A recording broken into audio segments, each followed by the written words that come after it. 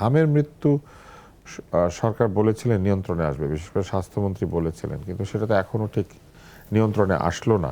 এবং প্রধানমন্ত্রীর উপদেষ্টা জাহিদ তিনি বলেছিলেন যে একটা তদন্ত হবে, পরে অবশ্য সেই কথা থেকে সকলে সরে এসেছেন।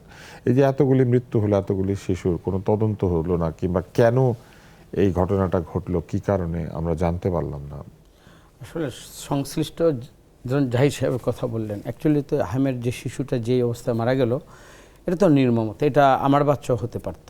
তো এর দায় মানে অবশ্যই তো এটা জাহিদ সাহেব বলেন, হ্যাঁ, বা কনসার্ন যারাই আছে তাদেরকে এটা আমি দেওয়ার আগে আমি এতটুকু বলতে চাই যে যে যার সামর্থ্য অনুযায়ী কথা বলুক, এবং সামর্থ্যের মধ্যে দিয়ে যতটুকু টিকার মাধ্যমে বা হামকে প্রোটেক্ট করার জন্য কবে এটা পূর্বসূরীরা এটার দায়িত্বটা নিবে কি নেবে না, দায়িত্ব তো এখন আমি মনে করি যে এর দায়িত্বটা আলটিমেটলি আমাদেরকে নিতে হয়।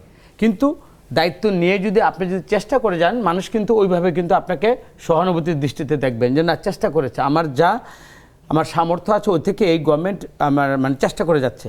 কিন্তু কোনো ভুলভাল দিয়ে কোনো অন্যভাবে এটাকে দিয়ে হামের মৃত্যু যদি আমি ঠেকাতে না পারি, আলটিমেটলি সরকারের উপর দায়টা আসে। সেই ক্ষেত্রে জাহিদ সাহেবের সবারই আমাদের দায়িত্বশীল কথা বলা উচিত, এবং বাস্তবতার নিরিখে কথা বলে সর্বোচ্চ চেষ্টাটার মধ্যে দিয়ে মানুষকে কিন্তু একটু সচেতন, এবং এর থেকে কীভাবে বেরিয়ে আসা যায়। আমি যতটুকু জানি 7 দিন পরে আরও কিন্তু হামের যে টিকাগুলো, এগুলো একটা সংকটও মানে আজকে বিরোধী দলের একজনে বলেছে। এটা যদি সত্য হয়, আমাদের এইটার জন্য আমাদের যা যা করা উচিত ইমিডিয়েট মানে আমাদের ব্যবস্থার ক্ষেত্রে, সেই ব্যাপারে সবাইকে সতর্ককরণ করে আমার যে সমাধান, এই সমাধানের কল্পে এই শিশুর মৃত্যুর হার থেকে এই সরকারকে আমার মনে হয় যে এটাতে সম্পূর্ণ সরকার সচেষ্ট, কিন্তু তার চেয়ে আরও বেশি আমাদের কি কি করণীয় এক্সপার্টিস যারা আছে এবং অন্যান্য এই স্বাস্থ্য বিশেষজ্ঞদের মধ্যে থেকেও আমাদের দেশে বিদেশে আমার মনে হয় সবাইকে একটু সমন্বয় করে এর থেকে একটু আমাদের সমাধানের এবং মৃত্যুর হার যত কমিয়ে আনা যায় এবং উন্নত সেবা দেওয়া যায়, সেদিকে আমাদের সরকার অবশ্যই সচেষ্ট থাকবে। আমি আমার মামুন ব্যারিস্টার ভাইয়ের ওনার একটা কথায় আমাকে একটু না বললেই নয়।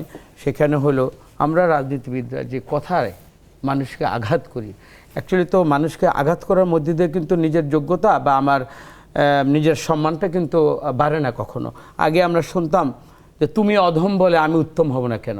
এখন যদি কবিতার লাইন আরেকটা যদি আমি জুড়ে দেই, তুমি অধম বলে আমি নরাধম হব না কেন। এখন কি এই জুলাই এই সফল একটা আন্দোলনের পরে আমরা কি নরাধম হওয়ার জন্য কি আমরা প্রতিযোগিতায় নামলাম? আমার মনে হয় সেইখানে ব্যক্তিবিশেষ তার দলের এটা কোনো এজেন্ডার মধ্যে নেই। ধরুন আমিও তো দল করি, আমার দল তো বলে নাই যে অমুককে বা আমার যারা বিরোধী শিবিরে আছে বা অন্য মতের অনুসারী তাদেরকে এমন শব্দ চয়নের মধ্যে দিয়ে এত মানে স্ল্যাগ কোনো কিছু ব্যবহার করলে আলটিমেটলি মানুষের এই রাজনীতিবিদদের উপর একটা বাজে ধারণা হয়, এবং এই সহিংসতা, অপরকে খাটো করে কথা বলা, এই কালচার থেকে কিন্তু আমাদের বেরিয়ে আসার জন্যই কিন্তু আমরা কিন্তু জুলাই আন্দোলন। এবং আমাদের সবচেয়ে আগে ধরুন আজকে এই যে মামুন ভাই উনি কথা বললেন, আমি যদি এখন সরকারি দলের এমপি বা আমার আচরণ যদি হয় আপনি কেন অমুকের বিরুদ্ধে কথা বললেন, আমার মনে হয় উচিত না। তাহলে তো আমরা ওই শাহজাহান খান আহমেদকে দেখেছি এই টক শোতে এসে বিরোধী দলের কথা তারা সহ্য করতো না, তারা এখান থেকে চেয়ার উঠে ওখানে মারতে গিয়েছে। আমার মনে হয় অতটুকু পরিবর্তন এবং সচেতনতা আমাদের মধ্যে আসছে। আমাদের মধ্যে থেকে কেউ যদি ব্যক্তি রুচিবোধের কারণে বা আমি কি বলবো ব্যক্তিগত কোনোভাবে যদি কাউকে ছোট করে কথা বলে থাকে, যেটা আমার দলের আদর্শের মধ্যে পড়ে না, নৈতিকতার মধ্যে পড়ে না, তার দায়িত্ব অন্তত দল নেবে না, এবং ব্যক্তিগতভাবে এগুলোকে আমরা ঘৃণাও করি। এবং আমার জুলাইয়ের এই যোদ্ধাদের সামনে দাঁড়িয়ে এত কিছুর পরিবর্তনের পরে আমার মানসিক নৈতিকভাবে আমারও পরিবর্তন হওয়া উচিত। এই ক্ষেত্রে আমি অন্ততপক্ষে মামুন ভাইকে আমরা বলবো, কোনো ব্যক্তি বিশেষে করে আমার তারেক রহমানের প্রচেষ্টাকে আপনারা খাটো করে দেখবেন না, এবং ওনার প্রচেষ্টার মধ্যে যদি আপনারা ভালো কিছু দেখেন আপনাদের অবস্থান থেকে, নিশ্চয়ই তারেক রহমানের তারও তো জীবদ্দশা অনেক কষ্ট, অনেক স্যাক্রিফাইস, অনেক শঙ্কার মধ্যে এবং অনেক চ্যালেঞ্জের মধ্যে দায়িত্বটা নিয়েছেন।